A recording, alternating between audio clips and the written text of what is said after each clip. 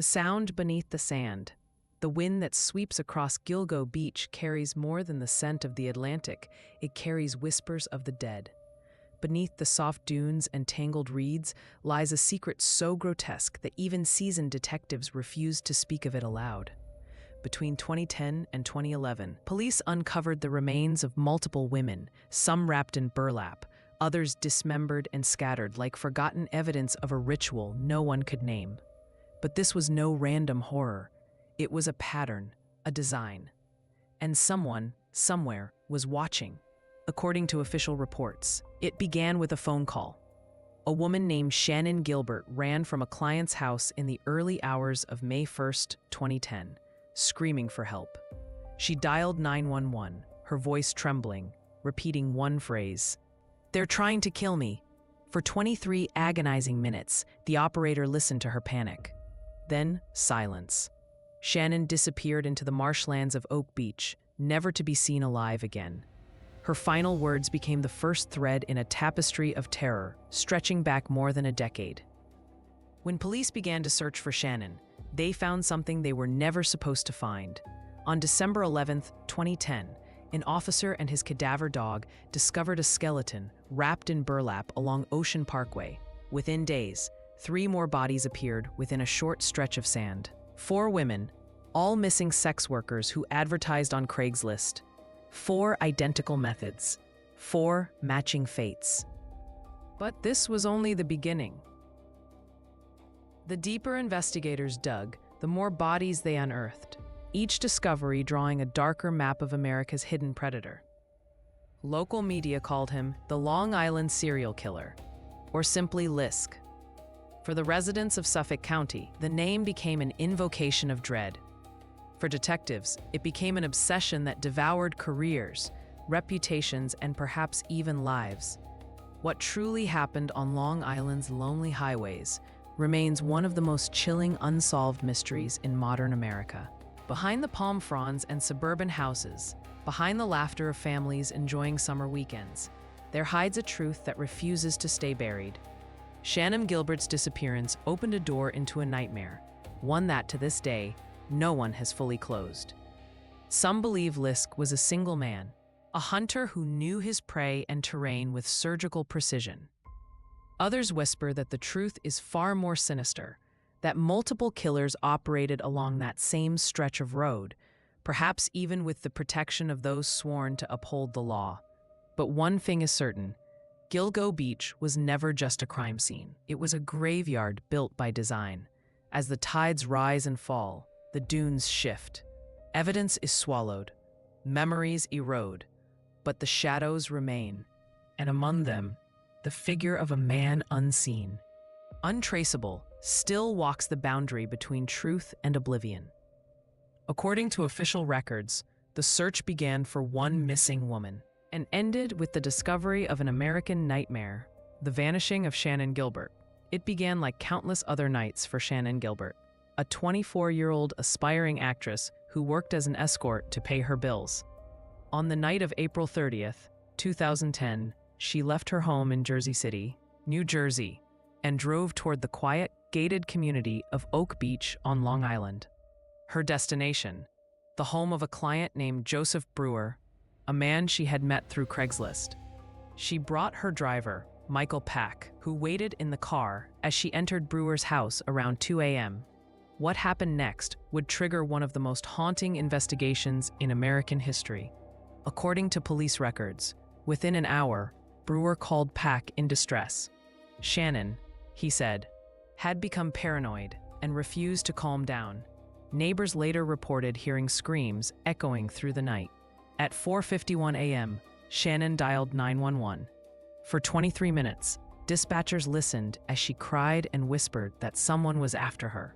Her words were fragmented, her fear palpable. "They're trying to kill me," she repeated again and again. The call ended without resolution. Patrol cars were never sent. Witnesses saw her running barefoot through the streets, banging on doors, begging for help.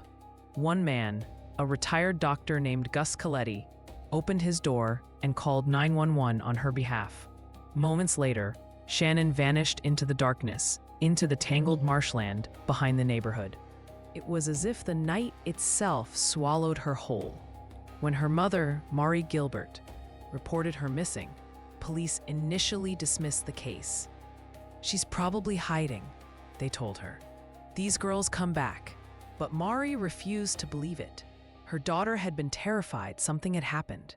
And in the months that followed, Mari's relentless pressure forced authorities to begin searching the dense, unforgiving terrain near Oak Beach. 7 months later, an officer named John Malia was training his cadaver dog along Ocean Parkway when the animal began to bark. Beneath the sand lay the decomposed remains of a woman. But it wasn't Shannan. 3 more bodies followed in the next few days. All women, all wrapped in burlap, all strangled. Each discovery was more horrifying than the last. By spring 2011, the count had risen to 10. The beaches of Long Island were no longer a place for sunbathers and families. They were a graveyard. Yet still, Shannan remained missing. Her disappearance had exposed something much larger, darker, and older. And as the months passed, the questions grew more disturbing. Who was the killer? How long had he been operating? And why had no one noticed before? Officially, investigators treated Shannan's death as an accident when her body was finally found in December 2011, buried in the marsh near Oak Beach. The medical examiner called it death by misadventure, a tragic case of a woman lost and drowned in panic. Those who heard her 911 call, who saw the terror in her mother's eyes, and who understood the pattern of bodies lining that coastal road, knew better. Something had driven Shannan into that marsh. Something or someone. According to official records, the marsh was silent that night, but silence, as we've learned, can lie. The first 4 bodies, December 2010, the Atlantic winds howled across Gilgo Beach as investigators marked the discovery site of the first body. Wrapped neatly in burlap, the remains belonged to a young woman named Melissa Barthélemy, last seen in July 2009. Her disappearance had barely made the news. Another escort gone missing. Another forgotten name in a growing list of the vanished. But her discovery changed everything. According to official reports, Melissa's body lay only 500 feet from where police would uncover the next 3. Each victim shared eerie similarities. Petite, Caucasian, between 22 and 27 years old. All advertised their services on Craigslist. Each was missing for months before being found within a few hundred yards of one another, along the same narrow strip of Ocean Parkway. The second was Megan Waterman, 22, last seen at a Holiday Inn Express in Hauppauge in June 2010. The third, Amber Lynn Costello, 27, had vanished that September after leaving her home in West Babylon to meet a client. The fourth, Maureen Brainerd Barnes, had been missing since 2007. 4 women, 4 years, 1 hunter. Investigators began to suspect that these were not isolated crimes, but pieces of a carefully constructed pattern. The burlap itself, a coarse, old-fashioned material, rarely used outside of agricultural or hunting contexts, hinted at something deliberate. The killer wasn't just disposing of bodies, he was staging them, concealing them in plain sight beneath the whispering dunes. The discovery site was remote, yet accessible only to those who knew the terrain well. Detectives noted tire tracks leading to the burial sites, deep grooves in the sand, made by a large SUV or truck. Whoever this was, he had taken his time. There were no signs of struggle, no stray fibers, no DNA left behind. The precision was chilling.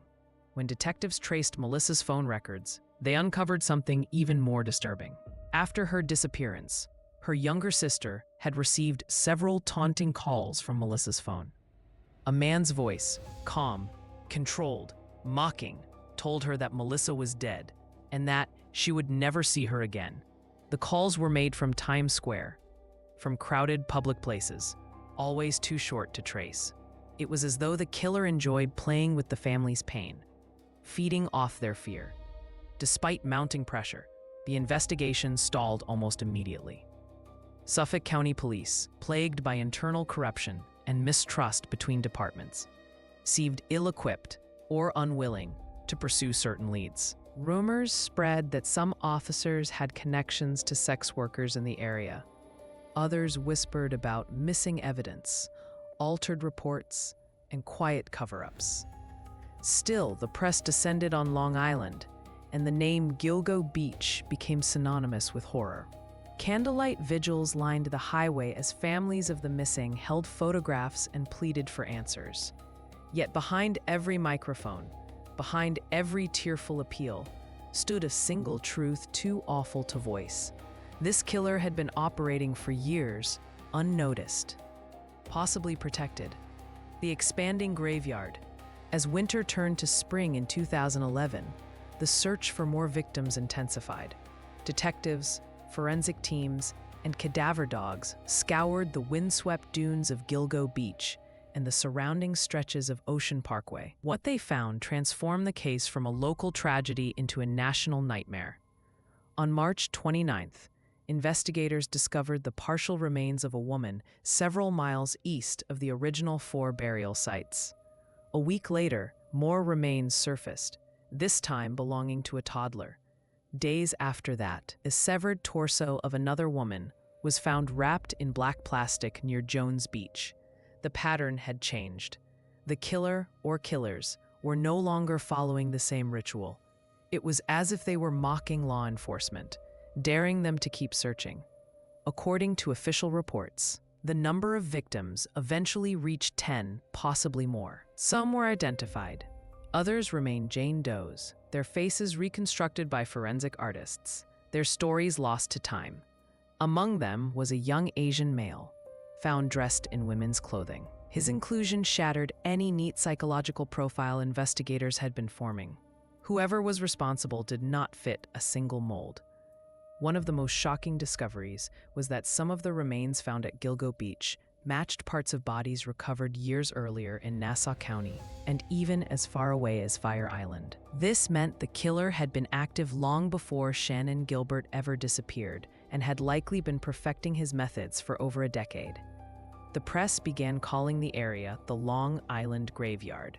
Families of missing women across the country began contacting Suffolk County Police, desperate for answers. Meanwhile, whispers of a police cover-up grew louder. The Suffolk County Police Chief at the time, James Burke, later faced federal charges for corruption and obstruction of justice, fueling suspicion that key evidence had been buried along with the bodies.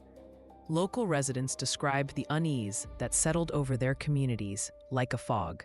Once sleepy neighborhoods now felt haunted. Mothers forbade their daughters from walking alone. The marshes that once shimmered beneath the morning sun became symbols of horror. Every blade of grass seemed to hide a secret, one investigator later confessed. As the list of victims grew, so did the theories.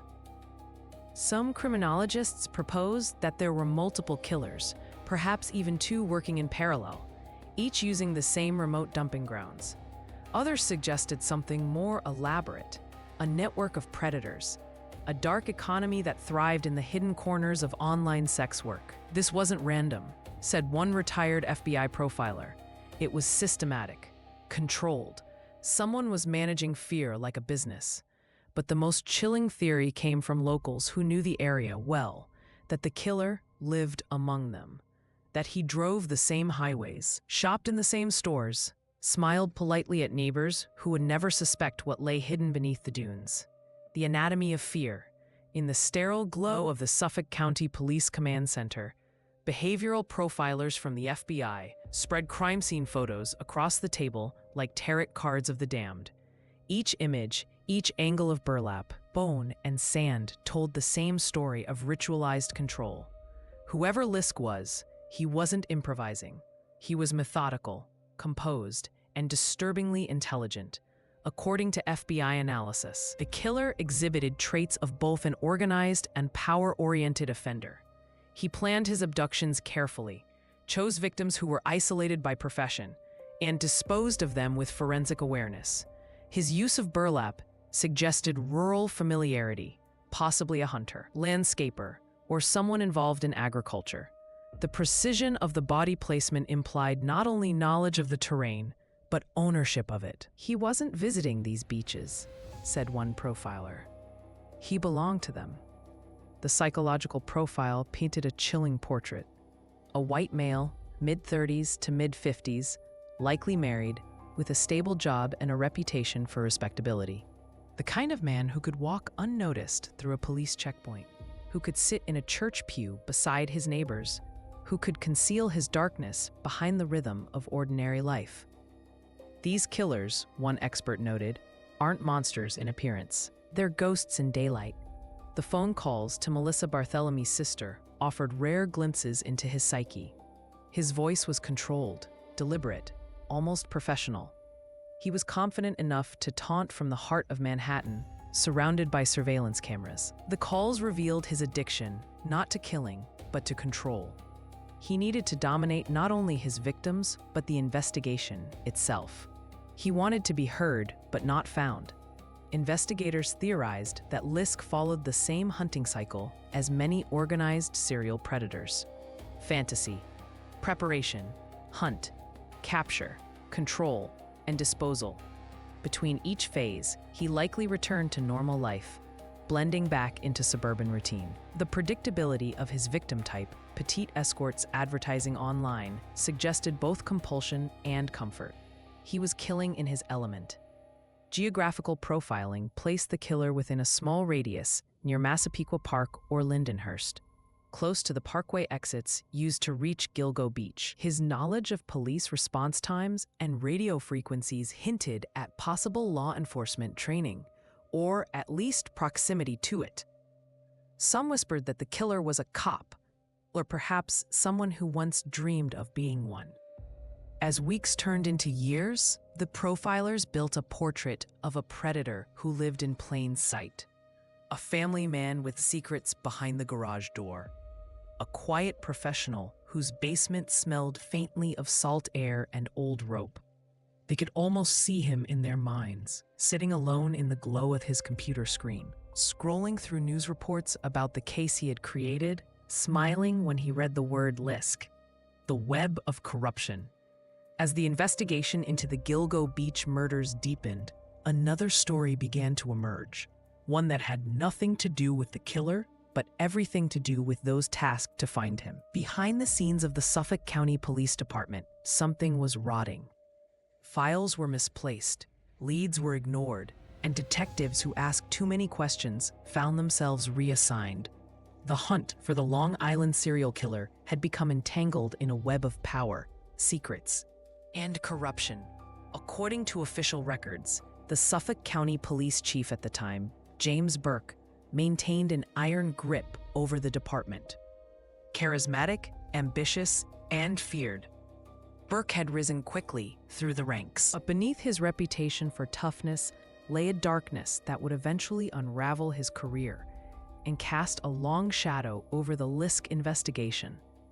In 2012, a year after the bodies were discovered, Burke was accused of assaulting a man who had stolen a duffel bag from his police-issued vehicle. Inside that bag, according to court documents, were sex toys, pornography, and handcuffs. When the suspect, Christopher Loeb, reported the assault and filed a complaint, Burke used his influence to silence it. Detectives were ordered to destroy notes, alter reports, and keep the matter out of public record.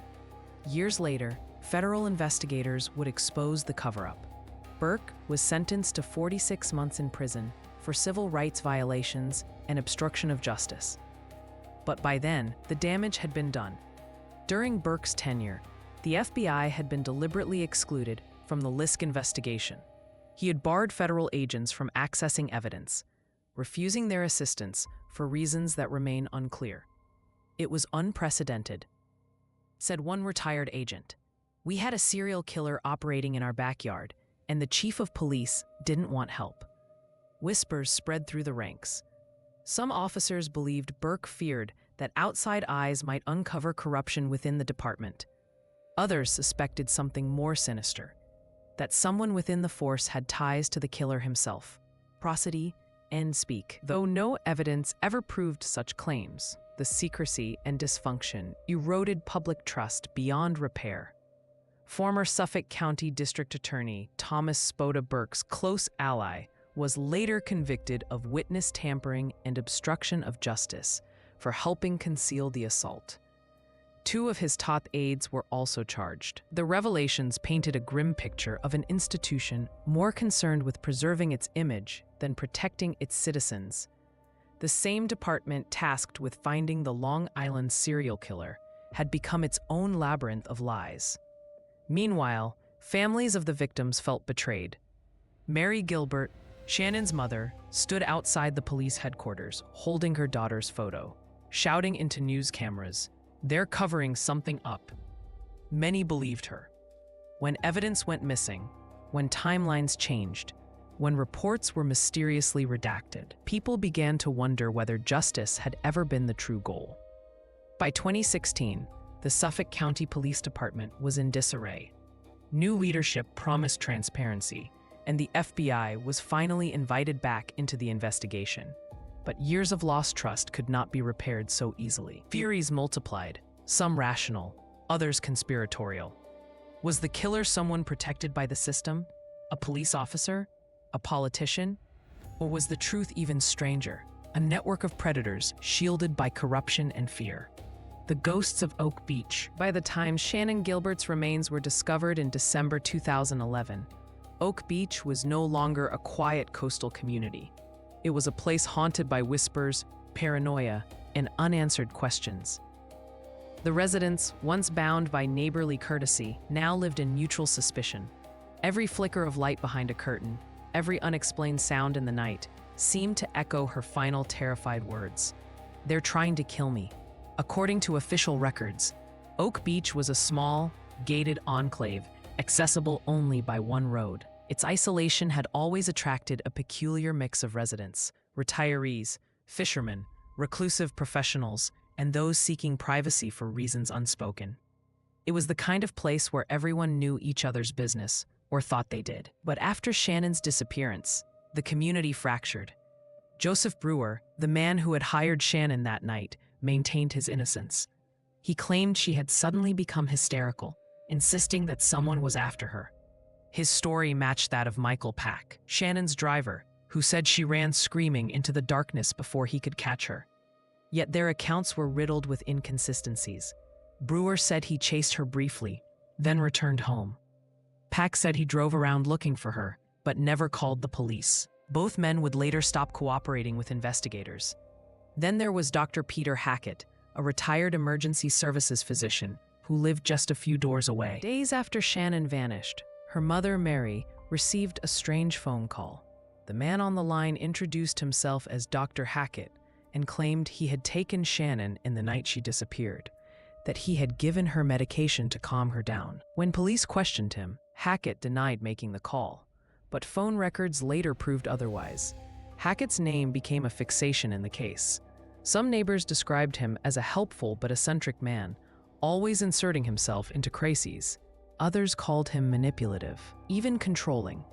He had once founded a volunteer rescue unit, now defunct, whose operations had drawn scrutiny for questionable practices. When detectives searched his property, they found no trace of Shannan, but the strange contradictions surrounding his actions lingered. Why call Mari Gilbert? Why lie about it? And what did he really know? Over time, Oak Beach itself began to feel cursed. Residents spoke of sleepless nights, of hearing cries in the wind, of headlights appearing and vanishing along the marsh road. Conspiracy theorists descended upon the community, convinced the neighborhood was shielding the killer. Some pointed to Brewer, others to Hackett, still others to unnamed figures who had quietly moved away once the media attention intensified.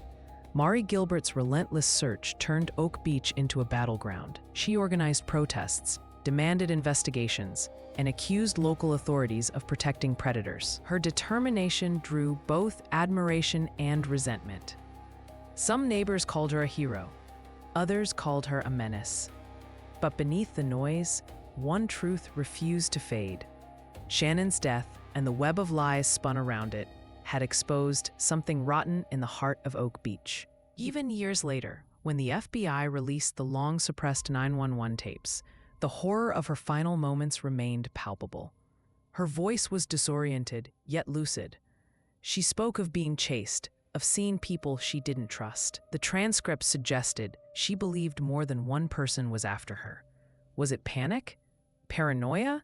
Or had she glimpsed something that others were determined to hide?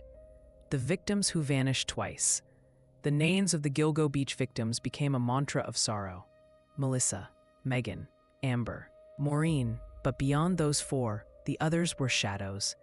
They were the ones without names, without families to fight for them, without the dignity of remembrance.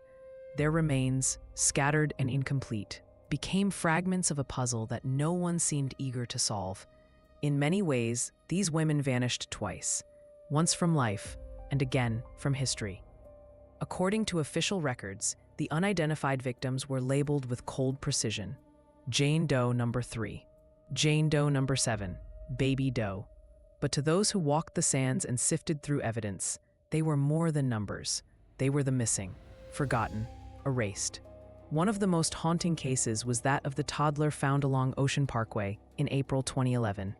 Her small bones were discovered wrapped in a blanket less than 2 miles from an adult female victim, later linked to her by DNA. The woman, known only as Peaches because of a peach tattoo found on her torso years earlier in Nassau County, had been dismembered long before the Gilgo discoveries. The implication was horrifying. The same killer who left bodies on Long Island had been operating years earlier, possibly across multiple jurisdictions, using the ocean as his graveyard. Then there was Jane Doe number 3, whose partial remains were linked to another torso found in 1996 near Hempstead Lake State Park. This connection stretched the timeline even further, suggesting that the Gilgo Killer, or killers, had been active for at least 15 years before Shannan Gilbert ever disappeared. Yet, despite the mounting evidence, the identities of these victims remained unknown. Their faces were reconstructed by forensic artists, plastered on posters and websites, but no one came forward to claim them. Some investigators theorized that these women were part of the transient, invisible class migrants, runaways, or those trafficked through underground networks that thrived in the early days of online sex work. Others feared something darker, that their identities were deliberately erased. Missing persons reports that matched their profiles had disappeared, DNA samples had been misplaced, and records from nearby counties showed inexplicable gaps. Speak, prosody, rate, a little higher, pitched new sounds born, said one retired detective. And for a long time, they got their wish. The cruel irony of the Gilgo Beach investigation was that while the public fixated on the named victims, the anonymous ones became statistical noise. It's as if someone wanted them forgotten. Their deaths were reminders of a larger pattern, the way society values some lives over others. Mari Gilbert once said, "If my daughter had been rich, they would have found her the next day." Her words resonated through courtrooms, vigils, and documentaries. 380 minutes. They exposed a truth that no profiler could quantify. The killer exploited not only the vulnerability of women, but also the indifference of the world around them. Years later, cold case detectives would revisit the unidentified remains with improved DNA technology. Some matches were made, others failed. But the deeper question remained. How many others had been buried without a trace, their stories lost to bureaucracy and time? Each discovery along Ocean Parkway hinted at countless more unmarked, unseen, unsearched. The patterns in the sand. By 2012, the investigation into the Long Island serial killer had stalled. No arrests, no suspects, and a mounting sense that the case was slipping into myth. But behind the public silence, a handful of investigators and profilers were working quietly, mapping, measuring, and decoding what they called the geometry of death. They believed that Gilgo Beach was not chosen at random. It was a message drawn in sand, very directly. According to official reports, the bodies were discovered within a 10-mile radius along Ocean Parkway, each one positioned with almost mathematical precision. Crime analysts noted the spacing between burial sites, regular, deliberate, as though plotted by coordinates rather than chance. When overlaid on a satellite map, the locations formed a staggered line parallel to the highway, roughly 500 feet from the guardrail. Whoever buried these women knew exactly where visibility dropped from passing cars and where patrol coverage thinned. The killer's familiarity with the terrain was no coincidence.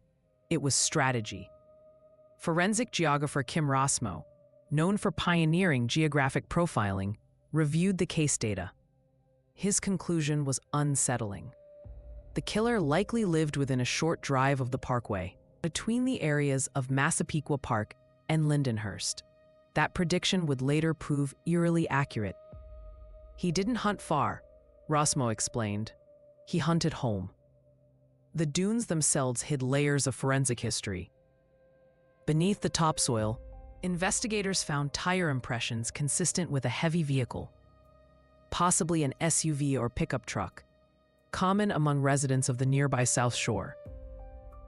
Partial footprints, too degraded for full identification, hinted at a size between 10 and 12, traced to a specific type of commercial supplier, were used in landscaping and hunting industries prevalent in Suffolk County. Every detail, from the spacing to the materials, spoke of a man who understood both logistics and nature. He knew how to make things disappear. But the pattern extended beyond geography. Analysts studying the timeline saw intervals 6 months, a year, then silence. Each lull corresponded to major holidays or family milestones, suggesting the killer led a double life. One profiler remarked, "He stopped killing when he needed to be a husband or father." The idea chilled investigators, somewhere. A man was living a normal life, hosting barbecues, attending PTA meetings, while carrying the weight of a dozen graves. More chilling still was the symmetry between the burial sites and cell tower pings collected from victims' phones. Several calls made after their disappearances traced back to the same narrow corridor near the parkway exits. It was as if the killer was orbiting his own hunting ground, confident that no one would ever notice the pattern. Over time, as the case grew cold, the sand itself began to change.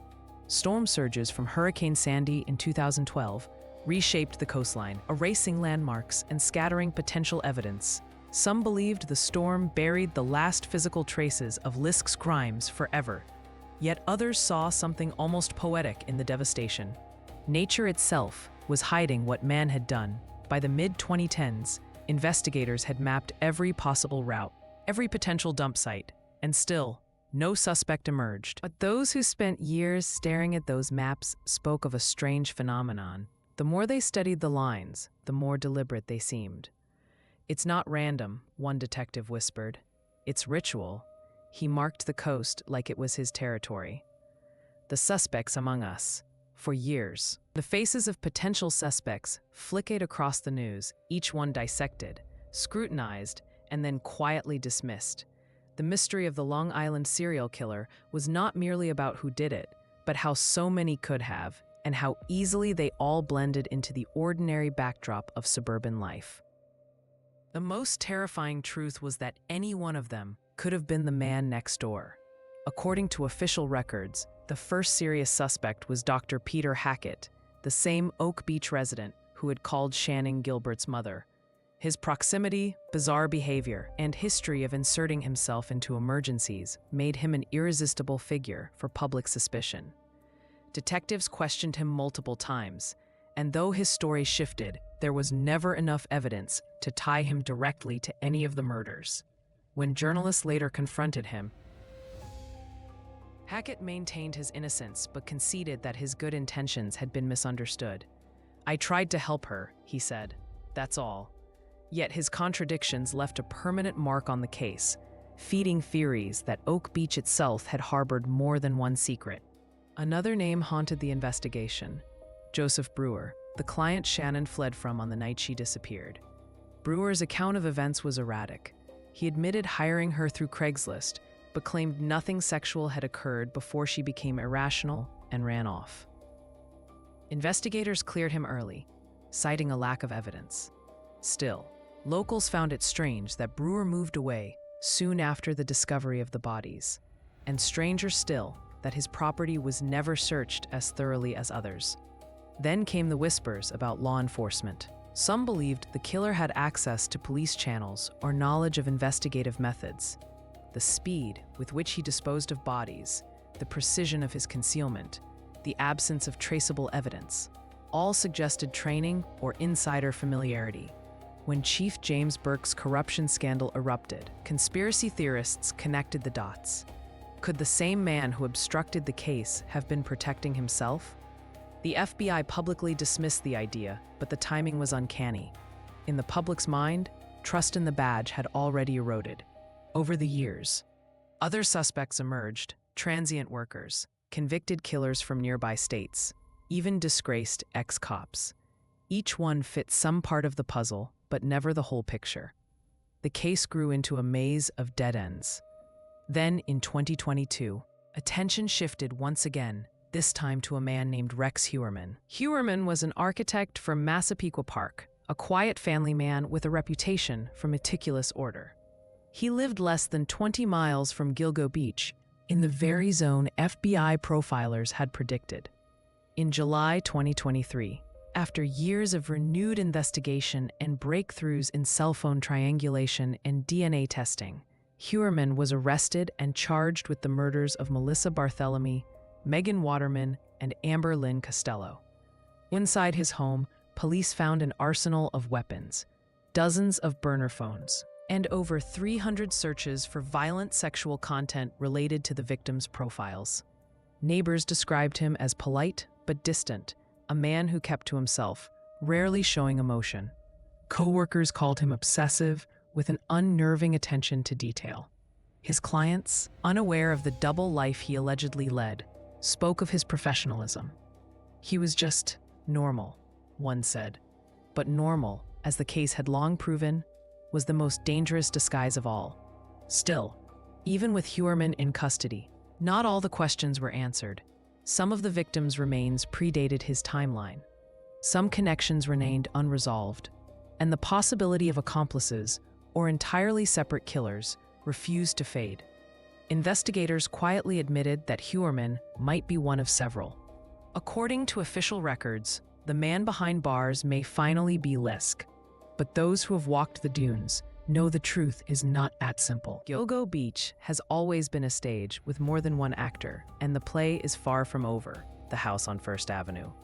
On the morning of July 13, 2023, a quiet suburban block in Massapequa Park woke to the flashing red lights of police vehicles. Neighbors peered through their curtains as detectives, federal agents, and forensic teams swarmed a modest two-story home at 105 First Avenue. The man they came for, Rex Heuermann, was already in custody. To the world, he had been an architect, a husband, a father. To investigators, he was now the prime suspect in one of America's longest and darkest manhunts, the Long Island serial killer. According to official records, the arrest had been the result of painstaking detective work and newly refined forensic technology. Years of cell phone data, once too vast to analyze, had finally been reconstructed. Burner phones used to contact victims were traced to towers that consistently pinged near Heuermann's home and office in Midtown Manhattan. DNA recovered from a discarded pizza crust matched genetic material found on one of the victims. Burlap wrappings, the pattern meticulous, cruel, deliberate, had finally begun to point toward one man. When police entered the residence, they found what one detective later described as a house of order masking a life of chaos. Every object seemed precisely arranged, tools hung by size, documents filed alphabetically, pens lined in perfect parallel. But beneath the surface, the rooms were saturated with unease. The basement, sealed behind a heavy door, contained a vault-like space with thick soundproofing. Within it, boxes labeled with initials, maps, and a vast digital archive of photographs and violent fantasies. Computers revealed thousands of explicit images and searches for victims eerily similar to those found along Gilgo Beach. Neighbors stood in disbelief. "He was the last person you'd suspect," said one. "He shoveled snow for the old lady next door. He smiled when he waved." Others remembered unsettling moments. the way he lingered in his car late at night, or how the lights in his basement burned until dawn. One resident admitted there was something off about him, like he was studying everyone. The media descended instantly. Helicopters hovered over First Avenue. Reporters filled the sidewalks, describing the scene with phrases like House of Horrors and the Suburban Crypt. Inside police command centers, officers pored over evidence with grim focus. Photos, burner phones, rope fibers, hair samples, it was all there, hidden in plain sight for years.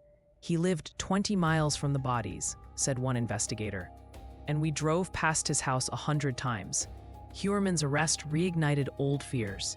Families of the victims gathered once more before the cameras. Torn between relief and doubt, Mari Gilbert's surviving daughters stood silent, holding portraits of their lost sister. "We've waited so long for this," one said, "but part of me wonders if there's still someone out there." Their skepticism was shared by many. Some of the remains found on Long Island predated Heuermann's adult life. Others bore inconsistencies in method. Could one man truly account for every victim? The prosecution built its case carefully, revealing chilling details of Heuermann's secret online life. He had used fake emails and aliases to contact escorts, often requesting specific clothing, settings, and behaviors. He stored maps of Ocean Parkway, searched for updates on the investigation, and even followed online discussions about the Long Island serial killer. It was as though he had been watching his own legend evolve in real time. When he appeared in court, Heuermann was unshaven, wearing a wrinkled suit and glasses. He said little except to deny the charges. His wife and children, visibly shaken, claimed ignorance of his double life. In one haunting interview, a neighbor said, "He walked his dog past my house every morning." The idea that those same hands tied knots around those women, it's unbearable. For investigators, the arrest brought closure, but not peace. As evidence piled up, questions multiplied. Some files hinted at accomplices or secondary locations. Others suggested a more extensive operation: contacts, communications, missing data. "He's the center," one agent said, "but the web around him is bigger than anyone thought." According to official records, the house on First Avenue was an ordinary home. But those who entered its basement knew otherwise. It was a shrine to control, a monument to secrecy, and perhaps only one chapter in a story that is still being written. Echoes in the media. The story of the Long Island serial killer did not end at the crime scene or the courtroom. It metastasized through the airwaves, into living rooms, headlines, and the restless corners of the internet. What began as a local tragedy became a global spectacle, reshaped by talk shows, podcasts, and documentaries hungry for horror. In a culture addicted to true crime, the Gilgo Beach Murders became both a cautionary tale and a brand, according to official records. The first wave of media coverage began in late 2010, when the 4 burlap-wrapped bodies were found along Ocean Parkway. At first, news anchors spoke in hushed tones. But as more remains surfaced, the tone changed. Satellite trucks lined the beaches. Reporters whispered live from behind police tape, their breath fogging in the winter air. Each new discovery was framed as part of a sinister, unfolding narrative: America's hidden predator. By 2011, major outlets like CNN, ABC, and the New York Times had turned the investigation into a serialized national story. Every photograph of the dunes, every image of a grieving mother, became part of the mythos. The victims, many of them sex workers, were initially reduced to statistics, but public backlash shifted the narrative. "They were daughters, sisters, mothers," said one journalist. "They were not disposable." Documentaries began to follow. HBO aired specials. Netflix and Peacock developed multi-part series. Each promised answers, but most only deepened the mystery. The case's media afterlife also distorted the truth. Internet forums filled with armchair detectives who combed through maps, police reports, and Reddit threads. Theories flourished like weeds: that multiple killers worked together, that the police were complicit, that the marshlands hid a cult stomping ground. Every detail became fuel for speculation. Even the 911 call from Shannan Gilbert, once private evidence, became public obsession. Audio analysts debated every scream, every pause, every word. Was she hallucinating, some asked, or was she describing something real? As years passed without an arrest, the story evolved into cultural commentary.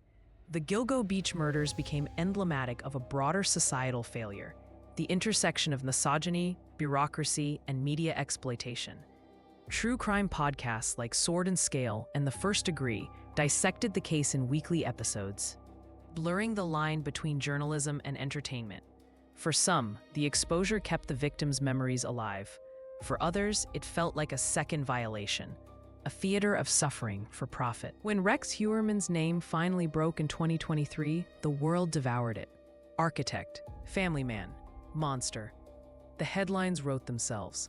Journalists camped outside his house for weeks. Networks rushed to produce new documentaries before the trial even began. Within days, YouTube channels, TikTok creators, and amateur sleuths were reconstructing his daily routines, analyzing his posture, his tone, even the layout of his kitchen. It was horror as spectacle, fear packaged for the algorithm. Yet amid the frenzy, a few voices tried to restore gravity. Mari Gilbert's surviving daughters, weary of the spotlight, issued a statement. "Our sisters are not stories, they are souls." Remember that. The words cut through the noise, reminding viewers that beneath the sensationalism lay real grief. But in the attention economy, tragedy is currency. Every retelling, every thumbnail, every headline brought more clicks, more fascination. In a way, LISK became an American archetype, the faceless predator, the suburban myth that mirrors our deepest anxieties. The case seeped into pop culture. Television procedurals referenced it, novels fictionalized it, and social media resurrected it with every new update. Gilgo Beach transformed from a place into a symbol, a reminder that evil doesn't always lurk in the dark. Sometimes it lives behind manicured lawns and white fences. According to official records, the media merely reported the facts. But those who watched the story unfold know better. The truth became a screenplay, and fear, once again, found its audience. Mari Gilbert's last fight. Long after the news cameras packed up and the search teams left Gilgo Beach, one woman refused to let the story die. Mari Gilbert, the mother of Shannan, carried her daughter's photograph through courtrooms, police stations, and vigils. Her voice, raspy from exhaustion, became the conscience of the entire investigation. "They said she drowned," Mari told reporters. "But I know what happened. Someone killed my daughter." According to official records, Mari was relentless.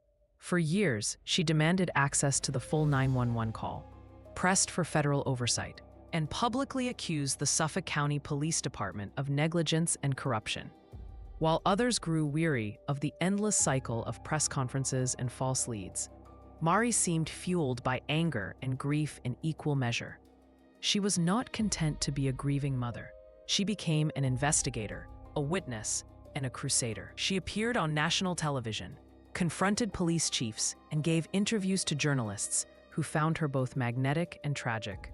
In 2013, she filed a wrongful death suit against Dr. Peter Hackett, alleging that his involvement in Shannan's disappearance was deeper than he claimed. "He called me," Mari said in court. "He said he cared for her. Then he lied about it." Though the case was eventually dismissed, it forced Hackett's name back into the spotlight, and with it, the uncomfortable question of how many in Oak Beach were hiding something. Mari's determination also brought renewed attention to the other victims. She met their families, organized vigils, and turned personal grief into public activism. Her voice carried the raw, unfiltered fury of a mother who refused to be silenced. "They called her a prostitute," she once said. "I call her my child." The words struck a chord across America. Documentarians and reporters began framing her as the moral center of the LISK tragedy, a symbol of truth battling indifference. But the cost of her obsession was devastating. Those close to Mari described her as consumed, her life revolving entirely around the investigation.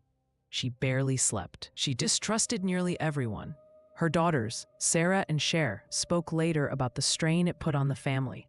"She couldn't let it go," Cher said. She thought as she stopped fighting, Shannan would die again. Then, in 2016, the story took a turn darker than anyone could have imagined. On July 23rd of that year, police in Ellenville, New York, responded to a domestic disturbance call at the home of Mari's daughter, Sarah. When officers arrived, they found Mari dead, stabbed multiple times by Sarah, who was later diagnosed with severe schizophrenia. In a cruel twist of fate, the woman who had fought for justice for her murdered daughter was killed by her own. The tragedy stunned the nation. For those who had followed Mari's campaign, it felt like the final act of a Greek tragedy, one in which truth, obsession, and grief collided until nothing human was left standing. Her death cast a somber shadow over the movement she had built, but it also cemented her legacy. She became the story within the story, the heart that refused to stop beating even as it broke. At her funeral, friends and supporters placed sunflowers beside her coffin, the same flowers she had once brought to vigils at Gilgo Beach. Her surviving daughters vowed to continue her fight for answers, and though their voices were quieter, her spirit lingered in every headline, every retelling. Mari had become inseparable from the case itself, the symbol of a mother's love defying a system built to forget. According to official records, Mari Gilbert's crusade ended in tragedy, but those who knew her say she found what she sought, not justice, but immortality in the fight for it. The trial and the silence. When Rex Heuermann entered the courtroom, the air itself seemed to tighten. It was not the presence of a monster that unnerved those watching. It was the ordinariness. He looked like any man you might pass on the street, his glasses reflecting the harsh fluorescent lights, his expression unreadable. This was not the face of evil as the public had imagined it. And yet, according to prosecutors, it was the face behind the burlap, the voice on the burner phones, the shadow that had haunted Long Island for over a decade. According to official records, the trial began in the summer of 2024. The prosecution presented a meticulous web of evidence: cell phone pings, DNA from a discarded pizza crust, hair strands found on the victim's wrappings, and an arsenal of online searches detailing fantasies of violence. The evidence was circumstantial in places, but overwhelming in volume. He planned everything, the district attorney said in his opening statement, but what he didn't plan for was time. Time unravels all secrets. The defense, in contrast, painted a portrait of a misunderstood man, a hard-working architect with eccentric hobbies and a penchant for dark material online. They argued that the DNA evidence was contaminated, that others had access to his devices, that the real killer remained free. Rex Heuermann is a scapegoat, the defense attorney declared, a convenient face for a system desperate to close a case. The courtroom became a stage for obsession. Journalists filled every seat. Camera lenses captured every twitch. Families of the victims sat in silent rows, clutching photographs. Occasionally, someone would leave the room in tears when crime scene images appeared on the screen. One detective, testifying about the night the first bodies were found, broke down mid-sentence. "You never forget the smell," he whispered. "You never forget their eyes, even when they're gone." The most haunting testimony came from forensic experts who described the precision of the killings. The identical knots, the methodical wrapping, the consistent distances between burial sites. Each detail spoke of control, ritual, and repetition. This wasn't rage, one criminologist testified. This was craft. But even as evidence mounted, doubts persisted. Several remains didn't fit Heuermann's timeline. Some were killed before he reached adulthood. Others showed variations in method and disposal. The prosecution quietly narrowed its focus to 4 victims, leaving the rest in legal limbo. The media, once so certain of his guilt, began to fracture into camps. Those who saw justice and those who saw a convenient ending. As weeks turned into months, the spectacle began to lose its pulse. The public, saturated by years of documentaries and speculation, seemed to move on. Outside the courthouse, protesters stood beside vendors selling coffee and t-shirts emblazoned with the words "Gilgo Truth." The tragedy had become an industry. Inside, Heuermann remained silent. He never looked at the victims' families. He never reacted to testimony or photographs. Some said he smiled once, just barely, when the prosecutor mispronounced a date. Others swore they saw a flicker of recognition when an image of Ocean Parkway flashed on the courtroom screen. But mostly, he sat motionless, like a man who already knew how the story would end.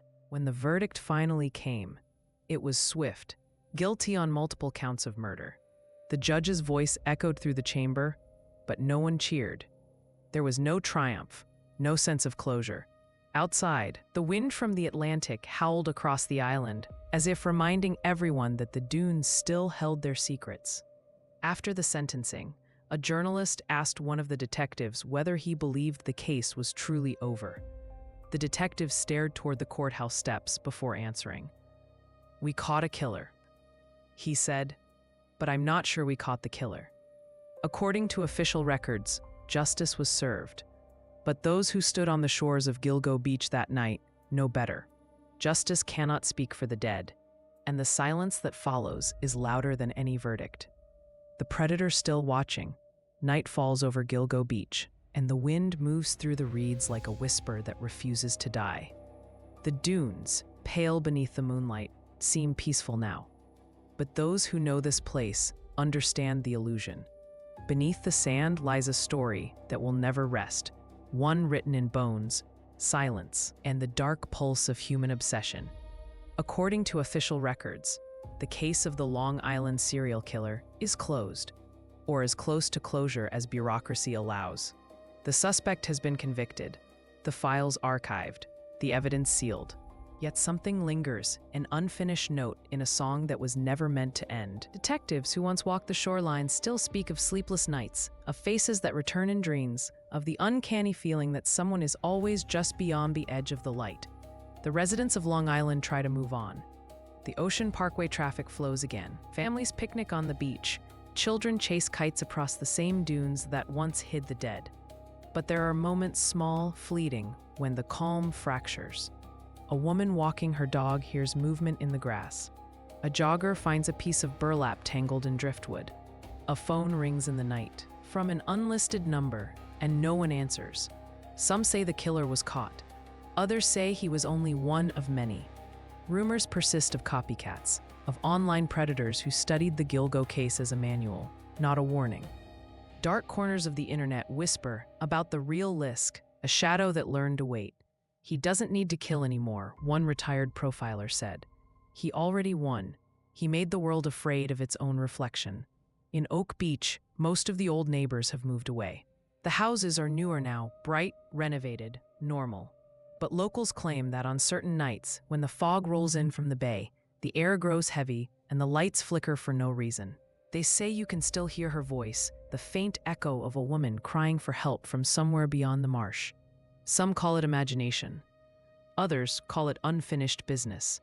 For the families of the victims, closure is a myth. They live in the space between memory and proof, where grief becomes ritual. Each anniversary brings flowers, candles, and the same unanswerable questions. How many were there? Why here? And what does it mean that no one noticed for so long? "The scariest part," said one mother, "isn't that he's still out there. It's that he was ever here at all." As the tide rises and retreats, the beach reshades itself again, swallowing footprints, shifting dunes, and smoothing over the scars of the past. The ocean has no memory, but it never truly forgets. And if you stand on Gilgo Beach at dusk, when the horizon bleeds into darkness, you might feel it too, the faint impression of eyes on you from somewhere unseen. According to official records, the Long Island serial killer story has an ending. But those who listen closely know the truth. The waves still whisper, the wind still watches, and the predator is never gone, only waiting.